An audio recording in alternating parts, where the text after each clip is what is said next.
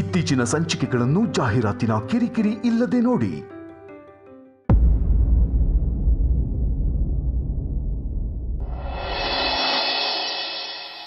ಬಂದೆ ಅವಿ. ನನ್ನ ಮೇಲೆ ಏನೇ ದ್ವೇಷ ಇದ್ದರೂ ನನ್ನ ಮಗ ಮಾನವೀಯತೆ ಮರೆಯೋದಿಲ್ಲ ಅನ್ನೋದು ನನಗೆ ಗೊತ್ತಿತ್ತು. ದ್ವೇಷ ಎಲ್ಲ ಬಿಟ್ಟು ಬಂದಿಯಲ್ಲ, ನಿನಗೆ ಹೇಗೆ ಕೃತಜ್ಞತೆ ಹೇಳಬೇಕೋ ನನಗೆ ಗೊತ್ತಾಗ್ತಿಲ್ಲ. Thank you.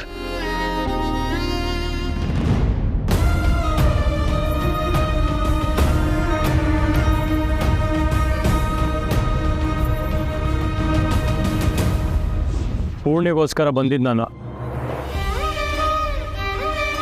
ಆಕ್ಸಿಡೆಂಟ್ ಆಗಿರೋದು ಸಮರ್ಥ ತಾಯಿಗಂತ ಗೊತ್ತಾಯ್ತು. ತಾಯಿನ ಕಳ್ಕೊಳ್ಳೋ ನೋವು ಏನಂತ ನನಗೆ ಗೊತ್ತು.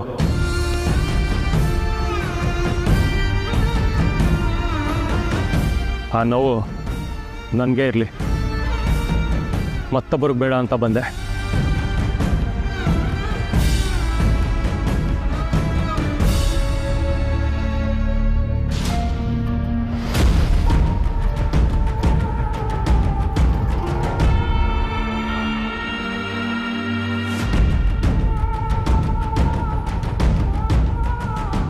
ಕಾರಣಗಳು ಏನೇ ಇರ್ಬೋದು, ಆದರೆ ಅವ್ರು ಬಂದಿದ್ದು ನೀವು ಫೋನ್ ಮಾಡಿದ್ದಕ್ಕೆ ಅನ್ನೋದು ಸತ್ಯ ಅಲ್ವಾ?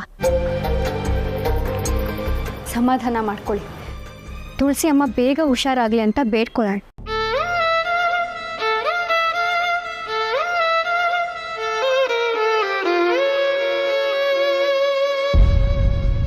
ಪೇಷಂಟ್ ನೇಮ್ ತುಳಸಿ ಅಲ್ವಾ? ಒಂದು ನಿಮಿಷ.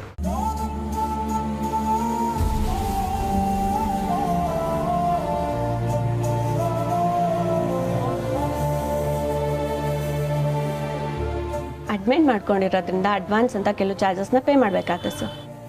ಶೋರ್. ಅದು ಕಂಪ್ನಿ ಇನ್ಶೂರೆನ್ಸ್ ಇದೆ. ಕಾರ್ಡ್ ಇದೆಯಾ? ಹಾಂ, ಫೋನಲ್ಲಿ ಸಾಫ್ಟ್ ಕಾಪಿ ಇದೆ, ಪರವಾಗಿಲ್ವಾ? ಪರವಾಗಿಲ್ಲ.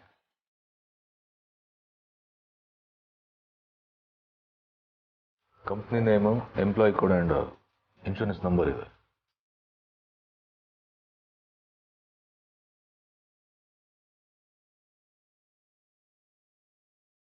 ಸಾರಿ ಸರ್, ಇದರಲ್ಲಿ ತುಳಸಿಯವ್ರು ನಿಮ್ಮಿಲ್ವಲ್ಲ. ಅವ್ರಿಗೆ ಪಾಲಿಸಿಯಲ್ಲಿ ಕವರ್ ಆಗಿಲ್ವಲ್ಲ. ಅದು ಹೇಗೆ ಸಾಧ್ಯ ಮೇಡಮ್? ಏನೋ ಮಿಸ್ಟೇಕ್ ಆಗಿರಬೇಕು. ಇನ್ನೊಂದ್ಸರಿ ಚೆಕ್ ಮಾಡಿ ಪ್ಲೀಸ್. ಅಮ್ಮ, ತಾತ ಇವರೆಲ್ಲರೂ ಹೆಸರು ಇನ್ಕ್ಲೂಡ್ ಆಗಿರಬೇಕು. ಒಂದ್ಸರಿ ಚೆಕ್ ಮಾಡಿ ಮೇಡಮ್. ಇಲ್ಲ ಮ್ಯಾಮ್, ಯಾರ್ಯಾರು ಕವರ್ ಆಗಬೇಕು ಅಂತ ಕೆಲವು ತಿಂಗಳಿಂದ ರಿವೈಸ್ ಮಾಡಿದ್ದಾರೆ ಅನಿಸುತ್ತೆ. ಸಿರಿಯವ್ರನ್ನೋ ಹೆಸರು ಮಾತ್ರ ಕಾಣಿಸ್ತಾ ಇದೆ, ಬೇರೆ ಹೆಸರೆಲ್ಲ ರಿಮೂವ್ ಆಗಿರಬೇಕು.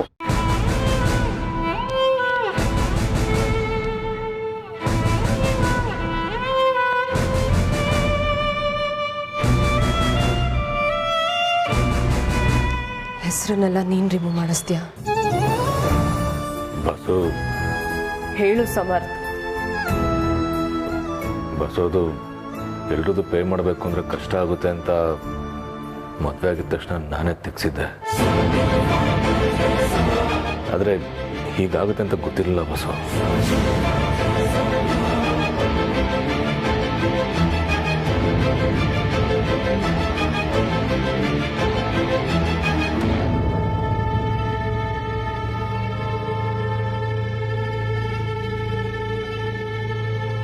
ತುಳಸಿ ಹೇಗಿದ್ದಾಳೀಗ? ಎಚ್ಚರ ಆಯ್ತಾ? ಸರ್, ನಿಮ್ಮ ಕಡೆಯವರೇನೆ ಒಬ್ರು blood donate ಮಾಡ್ತಿದ್ದಾರಂತೆ. Madhav sir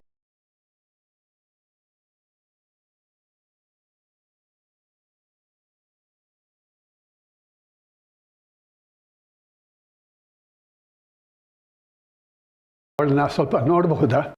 sir, ಅದು ನಾನೇ ಡಿಸ್ಟರ್ಬ್ ಮಾಡಲ್ಲ, ನೋಡ್ಕೊಂಡು ಬಂದ್ಬಿಡ್ತೀನಿ ಅಷ್ಟೇ. ಸರಿ ಸರ್, 15 ನಿಮಿಷ ವಾಪಸ್ ಬಂದ್ಬಿಡಿ. ತಾತ, ನಾನು ಬರ್ತೀನಿ. ಅಮ್ಮ ನೋಡಬೇಕು.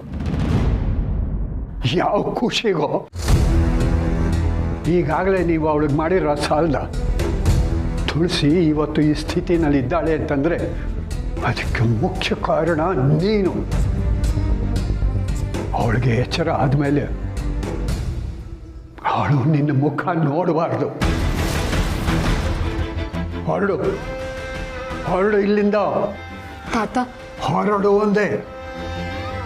ನಾನು ಅಲ್ಲಿಂದ ಬರೋದ್ರೊಳಗೆ ನೀನಿಲ್ಲಿ ಇರಬಾರ್ದು.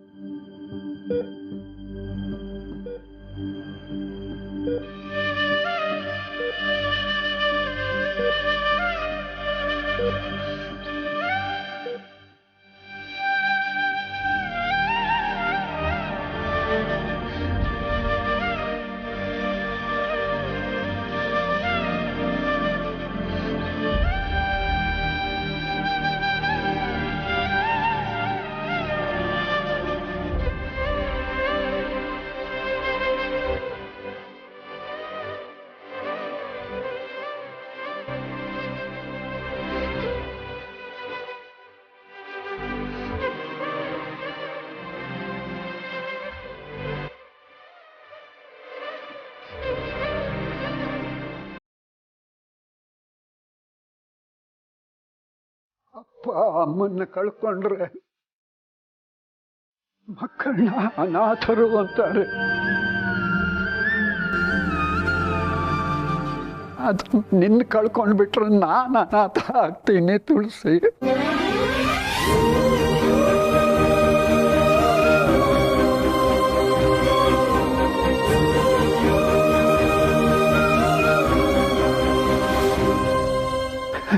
ತಾಯಿ ನೀನು, ನಿನಗೆ ಇಷ್ಟು ನೋವು ಕೊಡೋ ಮಕ್ಕಳು ನಾಳೆ ನನ್ನ ನೋಡ್ಕೋತಾರ ಹೇಳು? ನನಗೋಸ್ಕರ ಆದರೂ ನೀನು ಹುಷಾರಾಗಬೇಕು ತುಳಸಿ.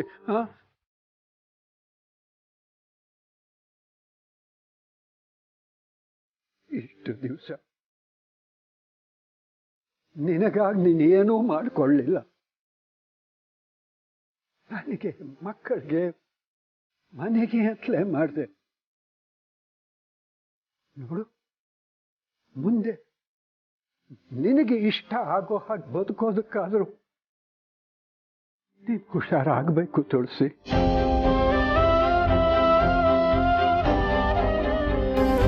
ಮೊನ್ನೆ ತಾನೇ ಮುಂದಿನ ಜನ್ಮದಲ್ಲಿ ನಿಮ್ಮ ಮಗಳಾಗಿ ಹುಟ್ಟುತ್ತೀನಿ ಅಂತಂದೆ. ನನಗೆ ಮುಂದಿನ ಜನ್ಮದಲ್ಲಿ ನಂಬಿಕೆ ಇಲ್ಲ ತುಳಸಿ. ಈ ಜನ್ಮದಲ್ಲೇ ನನಗೆ ಮಗಳ ಪ್ರೀತಿ ಬೇಕು.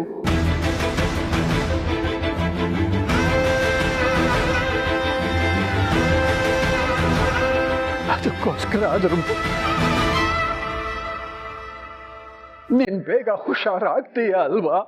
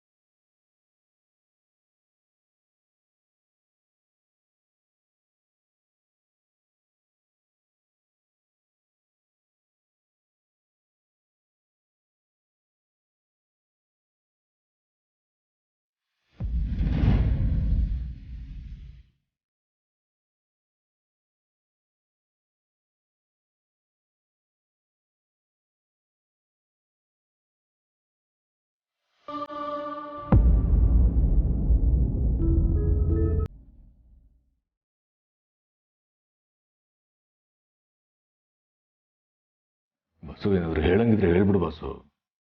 ಬೈಯಂಗಿದ್ರೆ ಬೈ, ಆದರೆ ದಯವಿಟ್ಟಿದ್ರೆ ಕೋಪ ಮಾಡ್ಕೊಂಡು ಇರ್ಬೇಡ ಪ್ಲೀಸ್.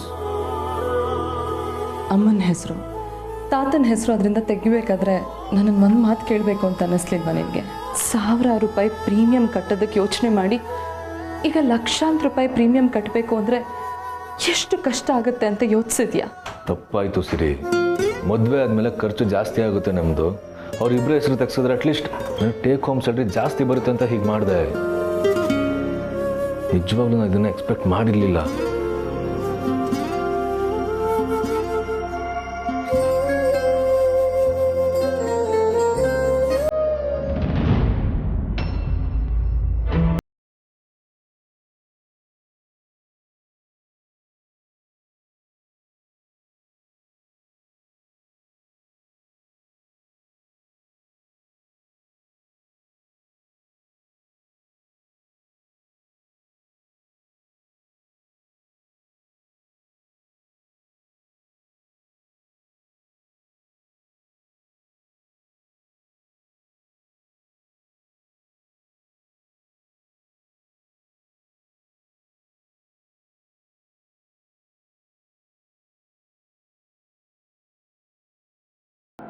ಡೋಂಟ್ ವರಿ ಸಮರ್ಥ್, ನಿಮ್ಮ ತಾಯಿ ಸರಿ ಹೋಗ್ತಾರೆ.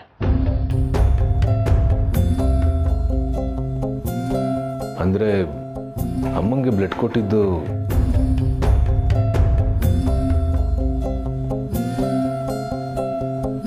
ತುಂಬ ಥ್ಯಾಂಕ್ಸ್ ಸರ್. ಬ್ಲಡ್ ಅರೇಂಜ್ ಆಯಿತು ಅಂತ ಗೊತ್ತಾಯಿತು, ಆದರೆ ನೀವು ಬಂದು ಕೊಟ್ಟಿದ್ದೀರಾ ಅಂತ ಗೊತ್ತಿರಲಿಲ್ಲ.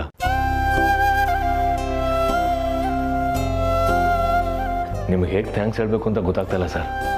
ಈ ಫಾರ್ಮಾಲಿಟೀಸ್ ಎಲ್ಲ ಬೇಡ ಸಮರ್ಥ್. ನಿಮ್ಗೆ ಮತ್ತೆ ಏನಾದರೂ ಹೆಲ್ಪ್ ಬೇಕಿದ್ರೆ ಸಂಕೋಚ ಇಲ್ಲದೆ ಕೇಳಿ.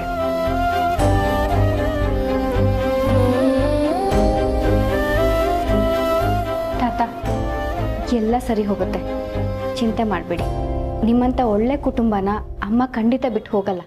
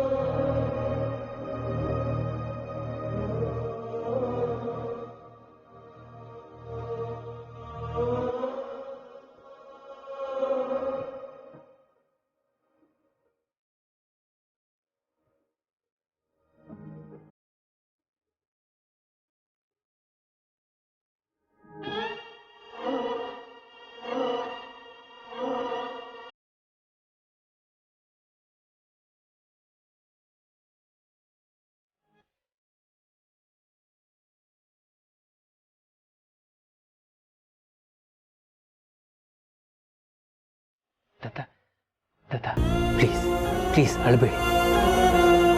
ನೀವು ಎಂತೆಂಥ ಸಿಚುವೇಶನ್ ಫೇಸ್ ಮಾಡಿದ್ದೀರಾ ಅಂತ ನಿಮ್ಮ ಬರ್ತ್ಡೇಲಿ ತುಳಸಿಯವ್ರು ಮಾತಾಡೋದನ್ನು ಕೇಳಿದ್ದೀನಿ.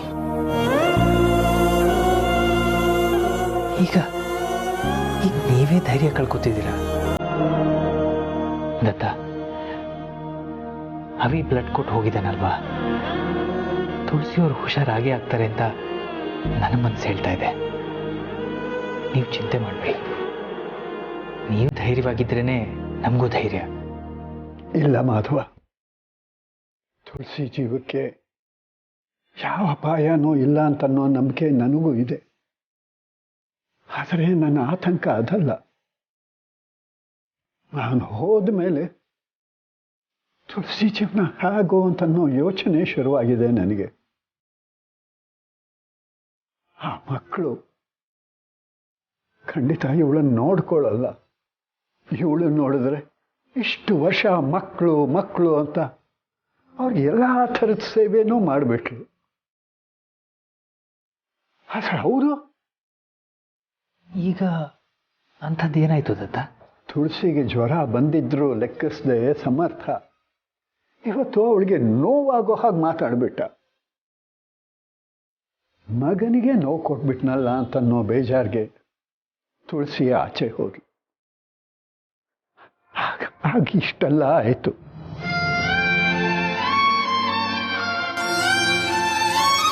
ಸಾಧ್ವಿ ಅವಳಿಗೆ ಹೀಗೆಲ್ಲ ಮಾತಾಡ್ತಾರೆ ಈ ಮಕ್ಕಳು ಅಂತಂದರೆ ಅವಳನ್ನ ನೋಡ್ಕೋತಾರ ಮಾಧವ ಹೇಳು?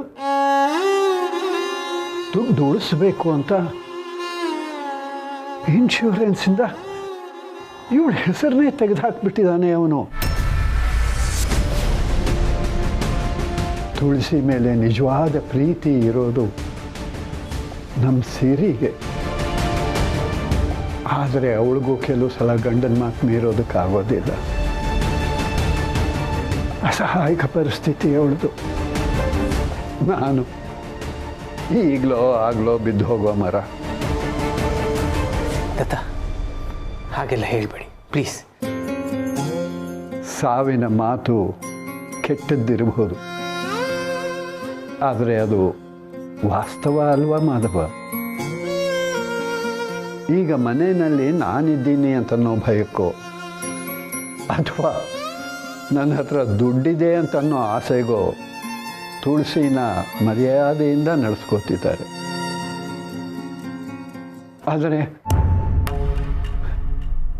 ನಾನಿಲ್ಲದ ಮೇಲೆ ಅವಳ ಸ್ಥಿತಿ ನೆನೆಸ್ಕೊಂಡ್ರೆ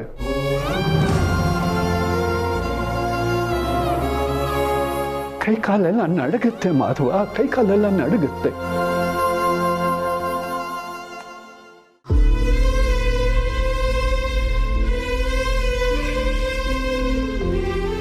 ದತ್ತ, ಕೆಲವು ತಿಂಗಳ ಹಿಂದೆ ನೀವ್ಯಾರೋ ನಾವ್ಯಾರೋ ಆಗಿದ್ವಿ. ಆದರೆ ಈಗ ನೀವು, ತುಳಸಿ, ನಿಮ್ಮ ಮನೆಯವರೆಲ್ಲ ನಮ್ಮ ಜೀವನದ ಒಂದು ಭಾಗ ಅನ್ನೋ ಥರ ಆಗಿದ್ದೀರ. ನಾನು ತುಳಸಿಯವರನ್ನು ನೋಡಿದ್ದು ಇತ್ತೀಚೆಗೆ ಇರ್ಬೋದು, ಆದರೆ ಅವರ ವ್ಯಕ್ತಿತ್ವ ಎಂಥದ್ದು ಅನ್ನೋದು ನನಗೆ ಚೆನ್ನಾಗಿ ಗೊತ್ತು.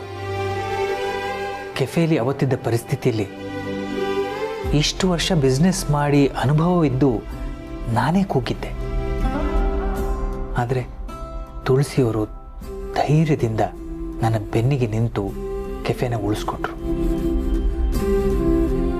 ಆವತ್ತೇ ಅಂದ್ಕೊಂಡೆ, ತುಳಸಿಯವರು ಖಂಡಿತ ಅಬಲೆ ಅಲ್ಲ.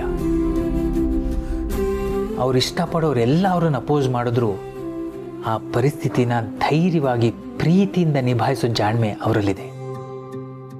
ಆದರೆ ಹೆತ್ತ ಮಕ್ಕಳೇ ನೋವು ಕೊಟ್ಟಾಗ ಹೇಗೆ ಸಹಿಸಿಕೊಳ್ಳುತ್ತೆ ಆ ಜೀವ?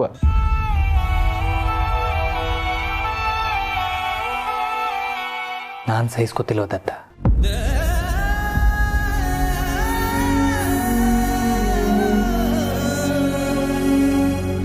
ಮಕ್ಕಳಿಗೆ ಅಂತ ಜೀವನ ಸವಿಸ್ತೀವಿ.